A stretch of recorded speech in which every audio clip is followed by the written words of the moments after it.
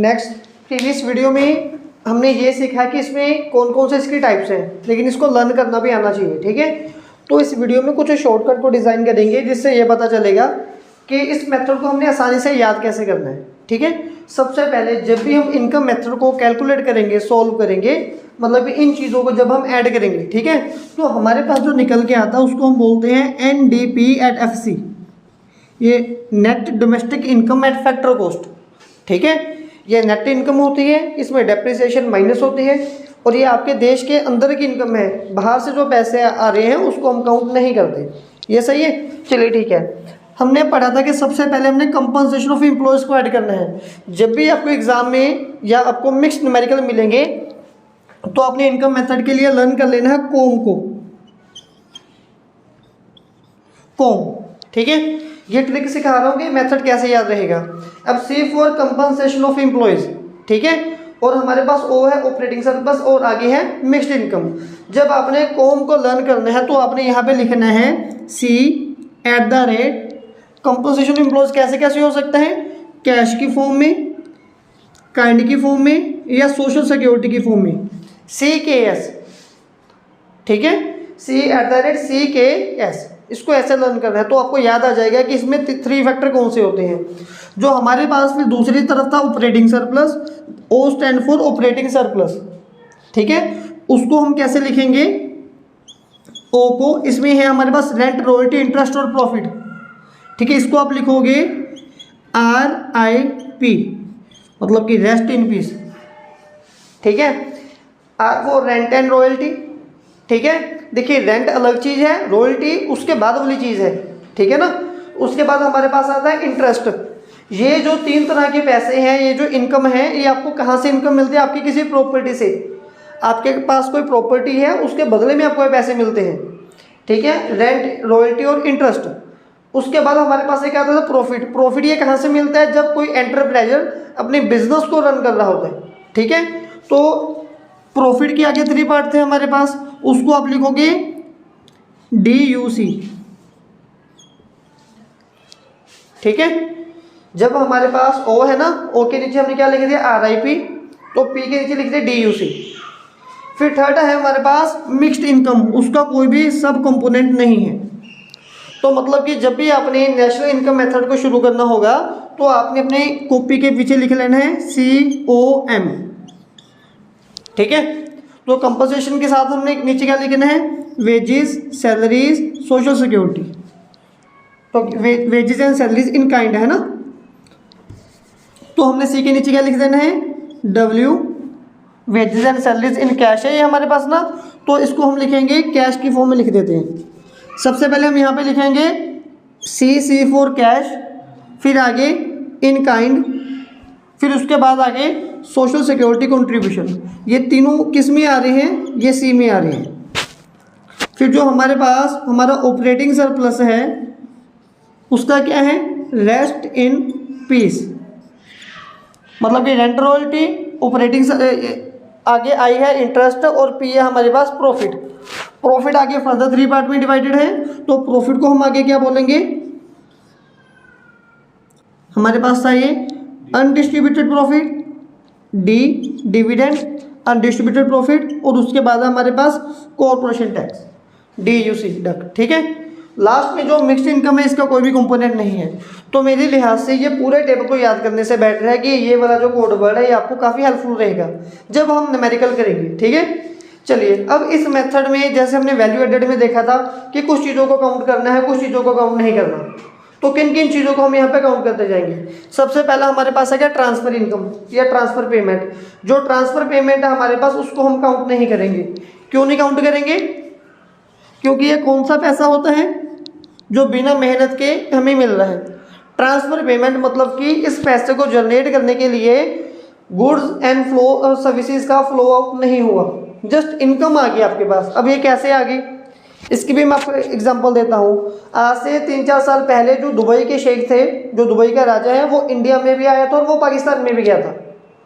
तो उन्होंने सोचा कि हमें इंडिया और पाकिस्तान के साथ रिलेशन इंप्रूव करने चाहिए।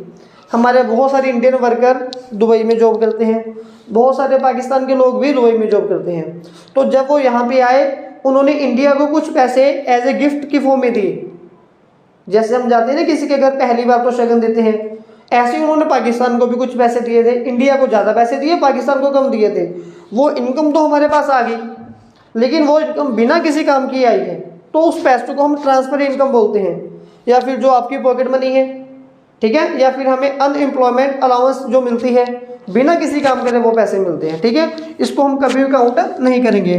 जो इम्प्यूटेड वैल्यूज होती हैं वो हमारे घर में, हमारे इनकम में काउंट होती हैं। जैसे कि आपका खुद का घर है, आपके पास कितनी प्रॉपर्टी है, वो सारे हिस्से जो पैसे हैं वो काउंट होंगे। तीसरे नंबर पे आपके पास है कि विंडफॉल गेन्स। विंडफॉल गेन कौन सी होती है? विंडफॉल मतलब कि अचानक से पैसा तूफान की तरह आपके पास आ गया, और इसमें एक फैक्ट है कि जो पैसा तूफान की तरह आता है वो तूफान की तरह ही चला जाता है। ये कैसे चला जाता है? मैंने परसों ही एक मतलब कि एक यूट्यूब पे दिखा रहे थे, जो स्टोरीज आती है ना, आगे आगे रील आती है, उसमें किसी पर्सन के, उसको काफ़ी मतलब कि न्यूज़ में वो बहुत आया था, वो उसने 5 करोड़ या 2 करोड़ रुपए जीते थे, कौन बनेगा करोड़पति से। 2 साल के अंदर अंदर वो कंगाल हो गए, क्योंकि जब हमारे पास ऐसे पैसे आ जाते हैं लेकिन वो हमें संभालने नहीं आते। वो बहुत सारे पैसे, उसको अलग अलग शोर में बुलाया जा रहा था, वहाँ पे खर्चा होता था उसका। उसने पैसे काफ़ी सारे दान वगैरह करने शुरू कर दिए थे, डोनेशन देनी शुरू कर दी थी। बहुत सारे लोग फ्रॉड बन के उसके पास गए थे, पैसे लेके चले गए, है ना, लेकिन वो कोई बिजनेस को अच्छे से रन नहीं कर पाया। तो ऐसे ही, या फिर ये जो पैसे होते हैं विंडफॉल गेन वाले, जैसे कि हमने जुआ से कुछ पैसे कमा लिए, ठीक है, तो गैम्बल वगैरह खेल के, ठीक है, तो ये जो पैसे होते हैं इलीगल एक्टिविटी से आते हैं। कुछ इलीगल एक्टिविटी होती है, कुछ नहीं होती, जैसे लॉटरी से पैसे आ गए, तो उन पैसे को कहीं पे भी कोई वैल्यू उनकी नहीं ली जाती। उनकी वैल्यू क्यों नहीं ली जाती? क्योंकि जब वो आपके पास पैसे आए हैं, 2 करोड़ रुपए आपके पास आ गया, एक मिलती है ना 20 रुपए की टिकट, विसाखी बम्पर जिसको बोलते हैं, वो पूरा साल बिकती है। End of the year Vaisakhi वाले दिन फिर निकलता है कि किसका नंबर है, जिसका नंबर निकलेगा उसको 2 करोड़ रुपए मिलेंगे, ठीक है। तो जब वो 2 करोड़ रुपए मिलते हैं, वो कितने लोगों ने टिकट परचेज कर ली होगी। जो लोग हैबिचुअल हो जाते हैं वो एक टिकट नहीं परचेज करते, वो तो 10-10 परचेज कर लेते हैं। तो जब उनके पास ऐसे पैसे आते हैं तो वो बिना किसी काम करे आते हैं, उनमें गुड्स एंड सर्विसेज का फ्लो आउट नहीं हुआ होता, इसीलिए हम इसको काउंट नहीं करते। ये क्लियर है? चलिए ठीक है जी। फोर्थ हमारे पास आ गया कैपिटल गेन। कैपिटल गेन का मतलब क्या होगा? कैपिटल जिसके थ्रू आप लोग प्रोडक्शन कर रहे हो, गेन, उससे अब जो पैसा मिल रहा है। अब कैसे पैसा मिल रहा है? इसका मतलब ये है, इसको आसान करके लिखें कि जो इनकम हमें सेकेंड हैंड गुड से मिलती है उसको काउंट कभी नहीं करना। उसको क्यों नहीं काउंट करना मैंने पहले बताया था आपको, क्योंकि इनके first hand value already income में काउंट हो चुकी है। अब दूसरी बार जब हम इसको काउंट करेंगे तो डबल काउंटिंग प्रॉब्लम आ जाएगी। आपके पास एक गाड़ी है, आपने 10 लाख की खरीदी थी, अब किसी और ने वो 5 लाख की खरीद ली, तो वो सेकेंड हैंड गुड है, वो 5 लाख नहीं काउंट होगी। लेकिन जो आपके बीच में एक पर्सन, थर्ड पर्सन बैठा है, जो आपकी डील करवा रहा था, वो बीच में से 50,000 रुपये कमा रहा है, उसका कमीशन वो काउंट होगा। ये चीज़ क्लियर है ना? चलिए ठीक है।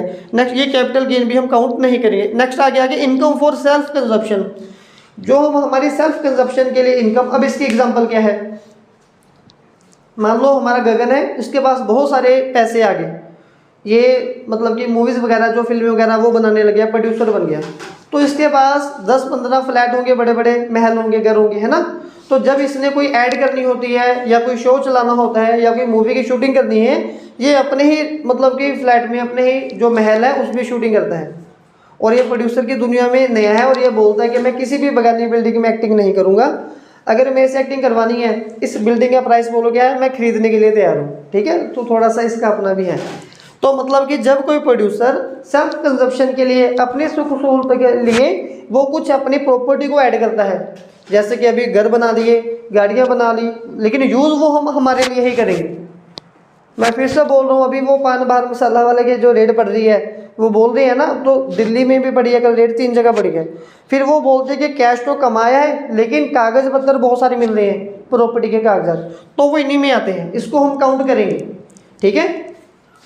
इसकी और एग्जांपल आपको एक आसान करके दे देता हूँ। जैसे कि अगर मैं अपने घर में रह रहा हूँ, मेरा खुद का घर है बना हुआ, इसमें मैं रेंट नहीं ना पे कर रहा, तो ये मेरी गलतफहमी है। इसका रेंट मैं खुद को पे कर रहा हूँ।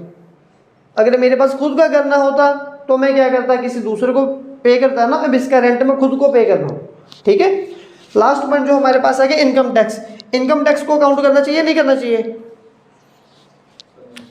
प्रीवियस मेथड में तो हमने इसको मतलब कि इग्नोर कर दिया था कि इसको काउंट नहीं करना, क्योंकि ये डायरेक्ट टैक्स है और उसमें इनडायरेक्ट टैक्स चाहिए।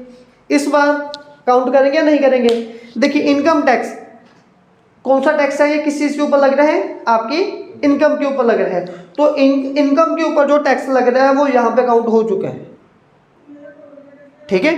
वो टैक्स आप यहाँ पे पे कर चुकी ना, वो हिसाब किताब में यहाँ पे आ गया। 2 बार नहीं आप लोगों ने इसको पे करना। आप ये मत बोलना कि ये मेरी इनकम है और ये मेरा इनकम टैक्स है। वो जो इनकम टैक्स है वो कहाँ से निकालोगे? वो यहीं से निकालोगे ना, जब आपके बॉस ने हमें बहुत सारे पैसे कैश दे दिए तो जो हमारा इनकम टैक्स है वो यहीं से निकलेगा। अब ये नहीं बोलना कि ये पैसे पड़े और ये टैक्स पड़ा है, ठीक है, तो डबल काउंटिंग प्रॉब्लम फिर से हो जाएगी। इसको भी हम लोग क्या करेंगे? इग्नोर करेंगे।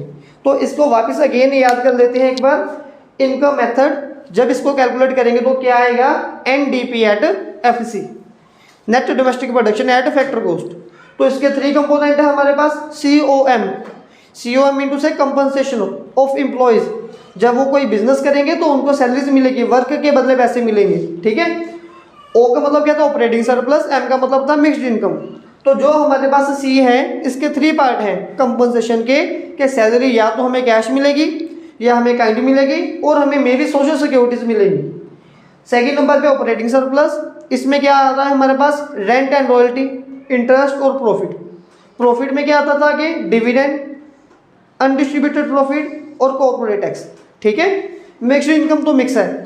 उसके बाद ये हमने प्रिकॉशन किए, ठीक है। इसके बाद मेडिकल होंगे।